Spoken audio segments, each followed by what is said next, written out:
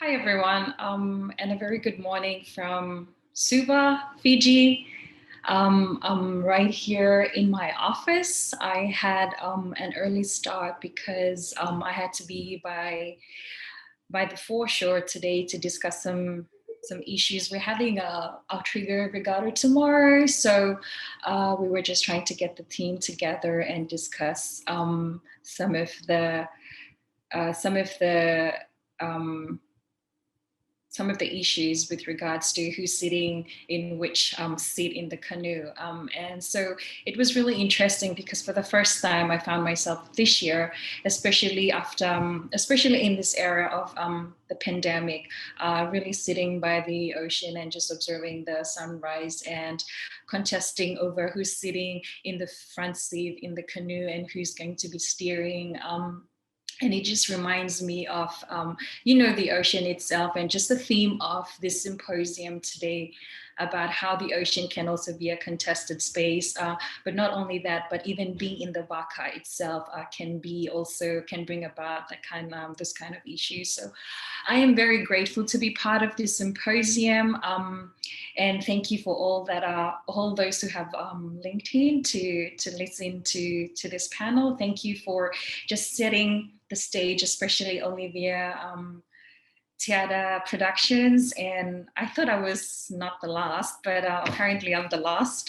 So I'll do my best to keep you interested and keep you informed of what I'll be presenting today. So today I really want to just briefly talk about what I'm doing in terms of my research and work and how it all came about.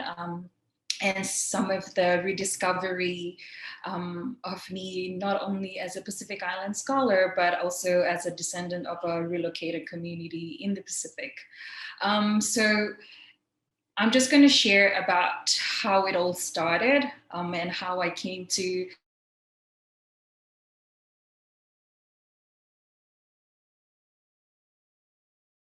institution. So when I first started, I never realized that my family was relocated from the Gilbert Islands. And I think there's a map that shows the relocation routes. If I can ask Miley to.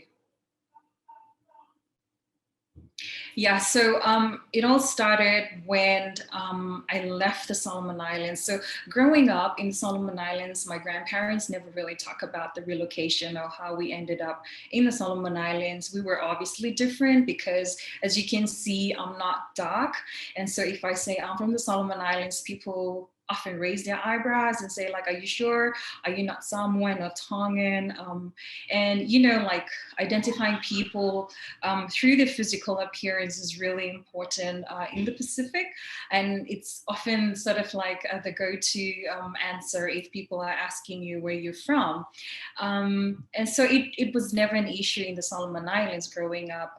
But I knew that I never really hear anything about the relocation history to the Solomon Islands, so how we ended up there. We were identified as Gilbertese people. Today, a lot of people often call us Ikiribus.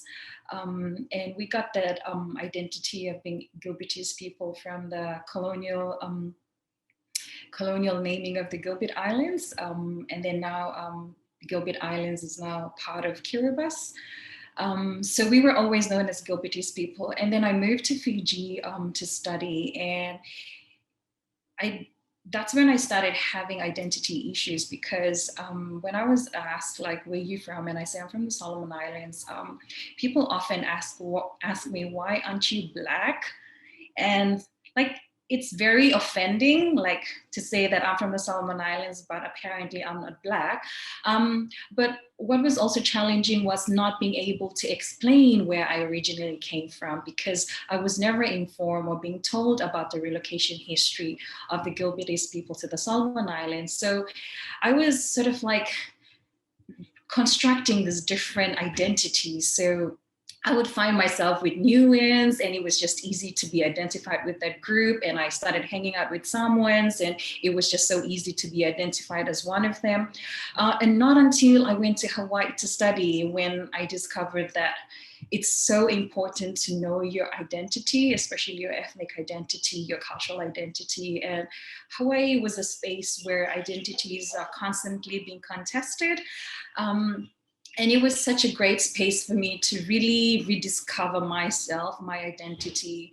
And it was in Hawaii that I was encouraged to really look into the history of the relocation of the Gilbertese people to the Solomon Islands. And so that's where I first started my journey.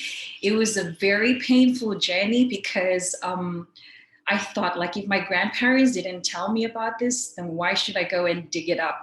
But I had really good mentors that really guided me throughout this journey and really allowed me to rediscover myself as a Gilbertese. So today I want to just speak to you not only as a Pacific Island scholar, but as a Gilbertese.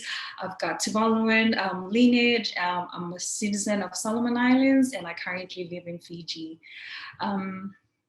Yeah, so in the 1960s, the Gilbertese people were relocated. In the 1950s and 60s, they were relocated to the Solomon Islands, first to the Phoenix Islands, which is part of Kiribati today, as a result of land shortages.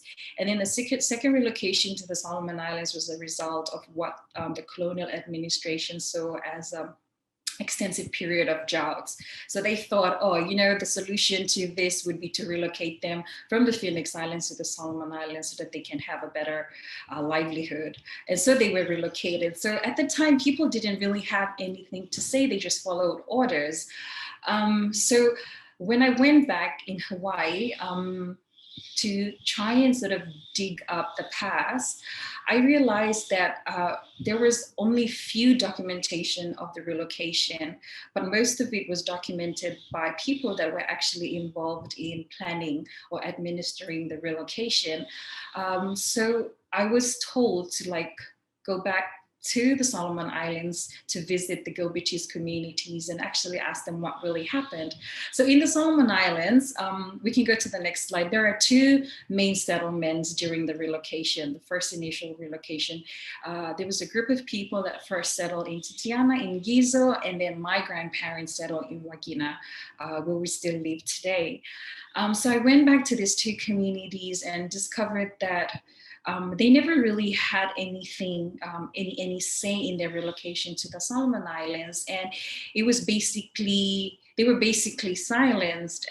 And it was really sad for me because when I went back, a lot of the elderly people said to me, like, we've been waiting for this long for someone from our own community to come and ask us about our history, their relocation history to Solomon Islands. And so I really was honored to be able to sit down with them and really learn from them about the whole historical sort of story about the relocation. And it made me realize that there were two different stories, one from what was documented by the colonial officers, and then one was the story of the Gilbertese themselves about the entire relocation.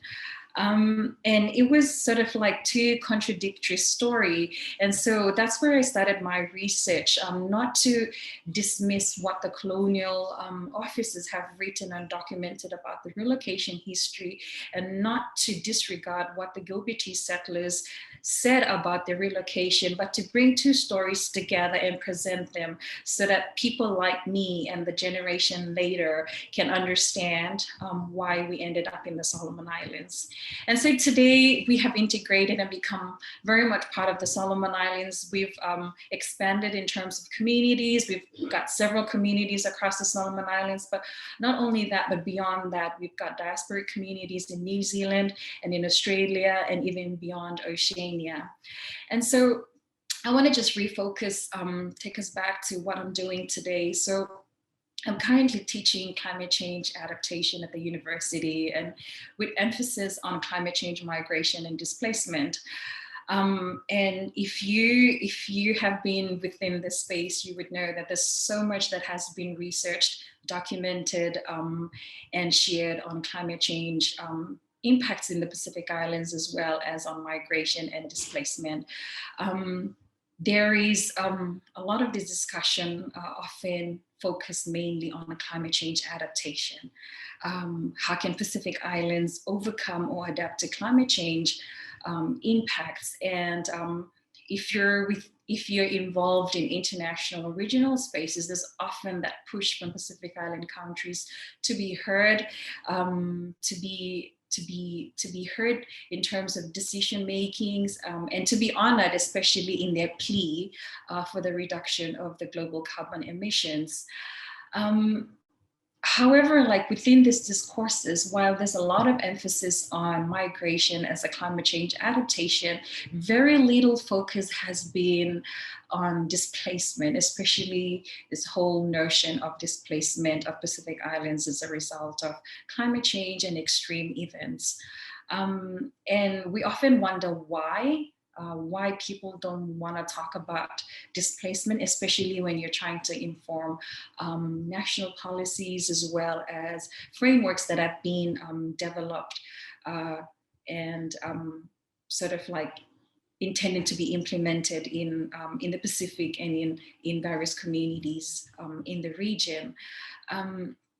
And I realized, not only as someone who's been involved in that space and is contributing towards decision making through my work and also policies, I realized that a lot of the narratives and discussions on climate change adaptations have been imposed on us in the Pacific, and we've taken it on and run with it.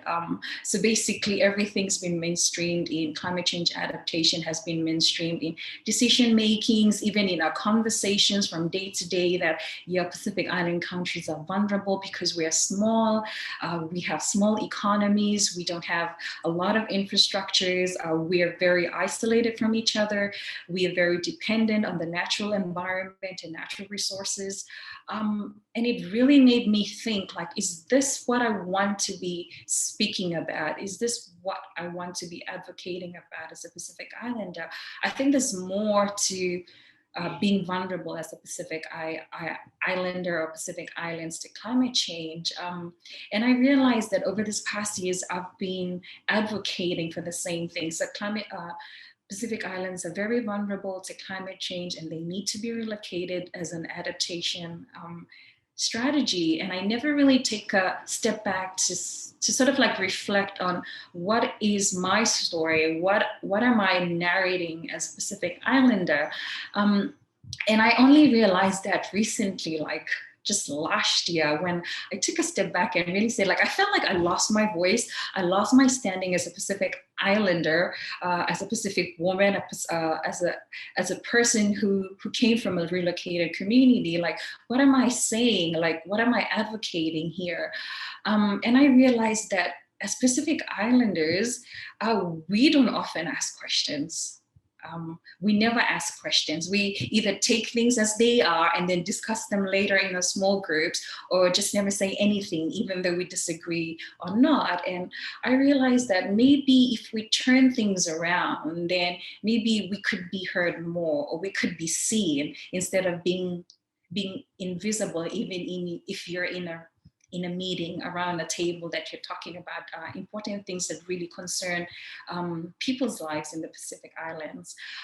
So for me, I started asking these questions. It's really hard questions, and I think it's really important because we often don't ask hard questions. And if you're in a space where you're constantly working on developing policies for communities, we usually avoid hard questions that really require emotions and people, people's relationship.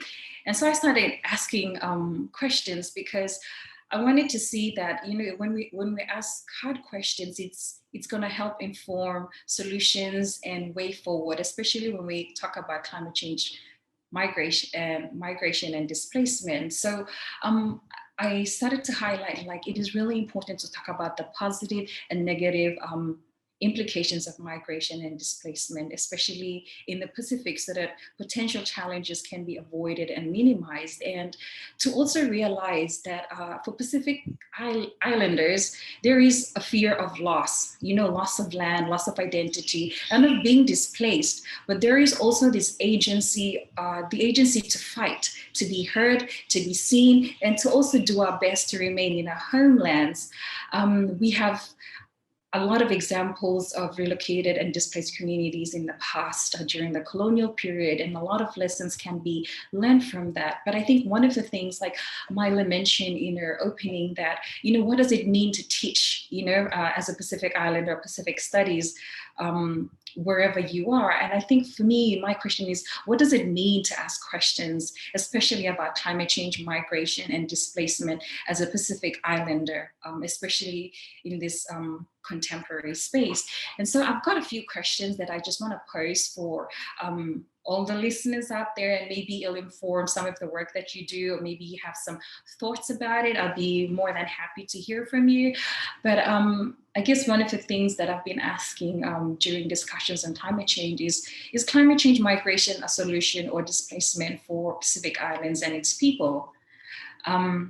Because I think that if we agree to climate change migration, then it really gives us little incentive and effort to put towards reducing global carbon emissions. And if we do not agree to climate change adaptation or migration as a solution and see it as a displacement, then it gives us more to do to be able to fight so that people from the Pacific or from these vulnerable countries can remain in their islands. Also, how is displacement defined or perceived and embodied by Pacific Islanders? What does it mean to be displaced for Pacific Island people? And finally, how can Pacific diaspora communities around the globe inform the discourses or research on climate change, migration, and displacement? So I'll stop there. I think my time is up. Thank you.